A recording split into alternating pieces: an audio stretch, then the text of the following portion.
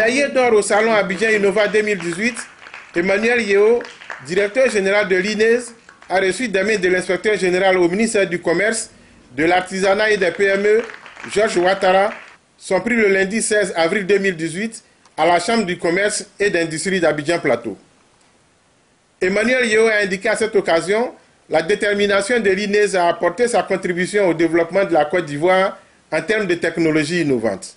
Nous sommes déterminés à développer des technologies innovantes et efficaces afin de permettre aux institutions africaines de se maintenir et de pérenniser leurs performances. On a assez de gaspillage de ressources aujourd'hui qui représente un frein énorme au développement de la Côte d'Ivoire, au développement de nos entreprises privées et même au développement des ménages.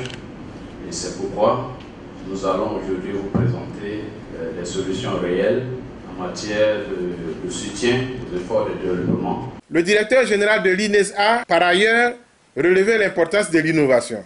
Je voudrais ici relever l'importance de l'innovation, l'importance des inventions.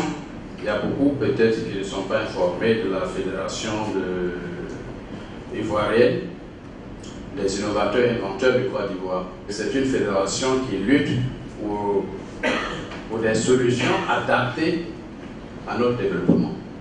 Et donc chacun est appelé ici à contribuer de sa façon à soutenir ces inventeurs-là et ces innovateurs pour que nous soyons enfin un pays très industrialisé, un pays qui a des ressources, qui a des têtes pensantes. Cette cérémonie va être un enclencheur, c'est-à-dire un catalyseur pour encourager tous les inventeurs, tous les innovateurs de Côte d'Ivoire.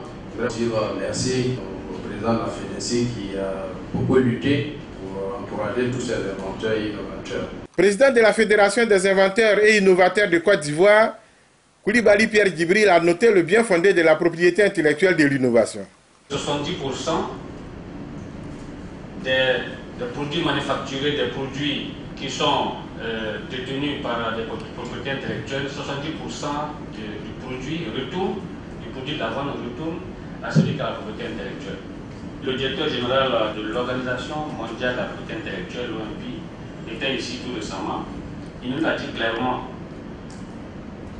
nous travaillons tous, mais ceux qui récoltent les résultats de ce travail au plan économique, ce sont ceux qui détiennent les brevets. La Côte d'Ivoire détient plus de 250 brevets d'invention, dont M. Yeo fait partie des détenteurs. Ces brevets appartiennent aux Ivoiriens, certes, mais appartiennent à la Côte d'Ivoire. La FEDENSI a encouragé plusieurs inventeurs ivoiriens, selon Koulibaly Pierre Djibril. La FEDENSI a encouragé plusieurs Ivoiriens et nous avons en notre sein des inventeurs émérites. Regardez tous les prix que M. Yeo a eu avec son invention. Des exemples de ce type, il y en a plusieurs. Et nous sommes allés remporter des médailles en Europe, en Asie, aux États-Unis. Nous avons des inventeurs qui ont de nombreux prix. Nous les avons encouragés à y aller. Mais ça revient tellement cher. Mais les inventeurs le font. Pourquoi? Parce que ici, monsieur le représentant du ministre, nous avons l'impression qu'on n'a pas compris. On m'a parlé de visibilité. Depuis quelque temps, on a vu. Mais sommes-nous compris? Donc c'est le lieu de dire que la FEDENSI, c'est un bras fort, un bras puissant pour permettre à la Côte d'Ivoire d'avancer sur le chemin de la valorisation de ses inventions. Le président de la FEDENSI a relevé un résultat positif obtenu par l'organe dont il a la charge. Nous avons réussi à obtenir que les salons Abidjan Innova qui ont lieu à Bruxelles, à Barcelone, à Valence, que un de ces salons également ait lieu à Abidjan. Nous avons obtenu de haute lutte. Et désormais, il est établi qu'il y a un salon Innova à Abidjan qu'on appelle Abidjan Innova. Les prix qui sont attribués au salon Abidjan Innova sont au même niveau que les salons attribués à Bruxelles Innova, à Barcelona Innova et à Valencia Innova. Ce sont des prix internationaux d'invention. Le mérite de l'INES, à travers la médaille d'or, est un gage de promotion de l'excellence. L'inspecteur général au ministère du Commerce, de l'Artisanat et des PME, Georges Ouattara, l'a souligné. À travers le mérite de l'INES, qui est porté à la lumière aujourd'hui, cette cérémonie revêt au plan symbolique une importance capitale, d'autant plus qu'elle est un cadre de promotion de l'excellence, du travail bien fait, de reconnaissance de l'effort. Le CIO et sa structure répondent bien à la vision du président de la République et de son gouvernement d'une Côte d'Ivoire émergente à l'horizon 2020 par l'entrepreneuriat, à travers un tissu de PME dynamique et compétitif. En effet, le CIO aurait pu bien se contenter, compte tenu de son cursus scolaire, il aurait pu se contenter d'un bon emploi avec un bon salaire, n'est-ce pas? Voilà. Mais il a opté pour le plus difficile et le plus risqué, créer une entreprise.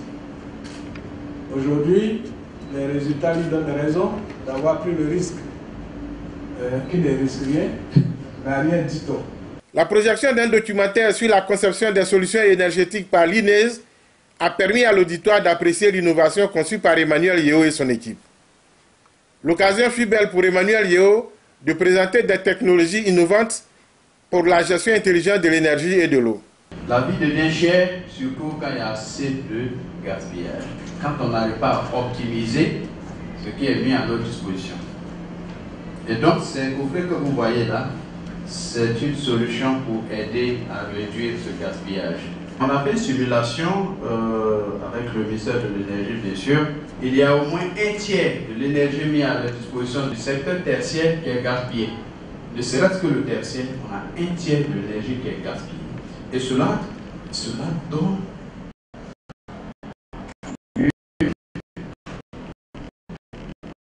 à la vie chère. Parce qu'on est obligé d'investir dans des barrages assez coûteux. Donc ce coffret qui est là, c'est un GLG 600, comme vous l'avez vu. Ici, c'est une gestion intelligente des mouvements d'énergie. Et je voudrais dire que le concept de gestion intelligente des mouvements d'énergie est un concept ivoirien, 100%. Vous n'allez trouver ce concept nulle part. Ce sont des développements purement ivoiriens. Et le coffret qui est là, c'est le coffret électrique intelligent TRJ 100. Lui peut être installé dans une grande villa. Il peut être aussi installé dans des immeubles. Il est fait pour sauver, je dirais, la situation catastrophique dans laquelle on vit aujourd'hui. Il est intelligent, il n'est pas de l'automatisme pur. Il est intelligent en ce sens qu'il peut prendre différentes décisions en fonction de l'atmosphère qui se passe. Et il peut prendre des décisions qu'il sent mieux. Bien sûr, il peut même vous poser des questions pour dire attention, on m'avait dit de faire cela, mais il y a un autre problème qui est là. Moi, je préfère prendre telle autre décision parce que je pense que ça c'est mieux pour vous. Et vous décidez. Donc, il y a la partie intelligente qui est là. Et toute cette partie est là. Et en fonction du site, nous installons les protections, la sécurité contre la foudre, la sécurité contre les fuites d'énergie, la sécurité contre les courts-circuits. Tout ce qu'il faut ici pour vous protéger sera dans cette partie. Et ça, on le fait quand on est sur le site. En fonction du site, on équipe cette partie. Et plus besoin de faire une installation compliquée dans une maison.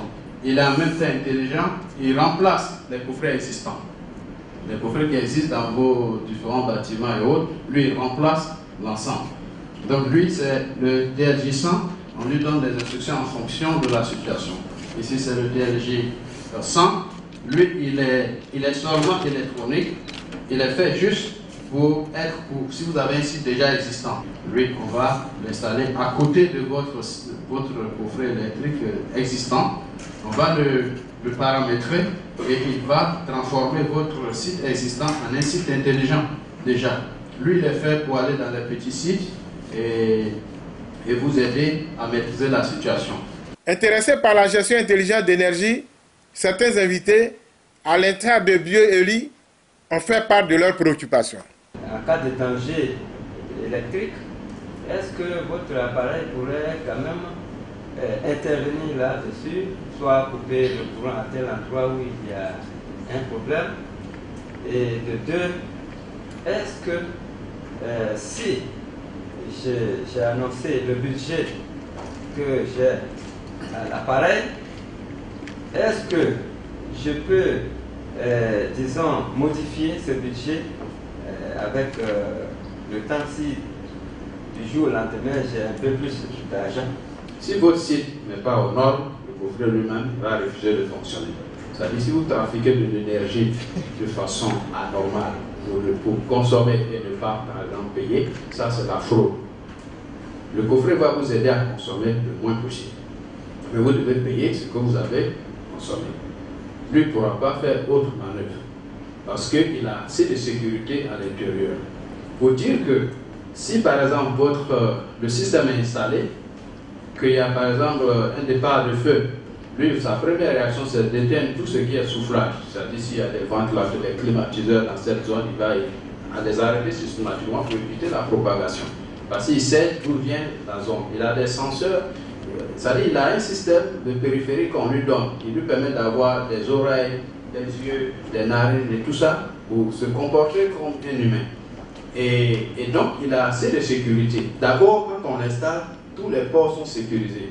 Et vous allez voir, peut-être je n'ai pas expliqué ces détails, quand l'instruction que vous avez donnée, s'il y a un problème, c'est comme si c'était un humain, on allait dire un malade mental, si son cerveau ne fonctionne plus, parce qu'il y a une confusion, soit une attaque diabolique, ou bien il y a simplement un dysfonctionnement de son mental, le système est fait de sorte à pouvoir se retirer et se mettre en stand-by, c'est-à-dire ne pas déranger le confort habituel et générer un signal pour dire moi je suis malade, je ne peux plus fonctionner. La deuxième question concerne si vous pouvez modifier les instructions.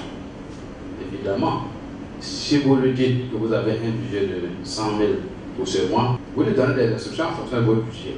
Mais au cours du mois, un généreux est venu vous saluer, quelqu'un de très généreux que vous n'avez pas vu pendant longtemps, il est venu vous rendre visite et vous tend une enveloppe. Donc les données changent.